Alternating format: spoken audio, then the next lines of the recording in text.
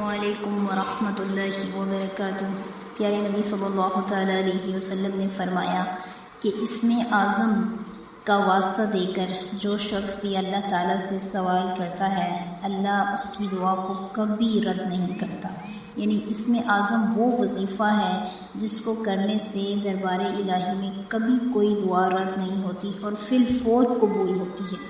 اور آپ صلی اللہ علیہ وسلم نے فرمایا کہ اسم اعظم 3 صورتوں میں ہے، سورہ البقرہ، سورہ آل عمران اور سورہ طٰہٰ۔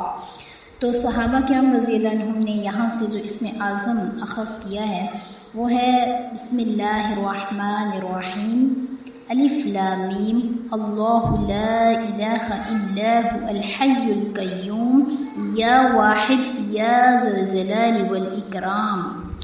یہ اسم جو ہے اس کو 313 مرتبہ جو شخص بھی پڑھ کے جو بھی دعا مانگتا ہے اللہ رب العزت کے ہاں اس کی فی الفور قبولیت ہوتی ہے، یعنی اسی وقت اس کی دعا جو ہے وہ قبول ہوتی ہے۔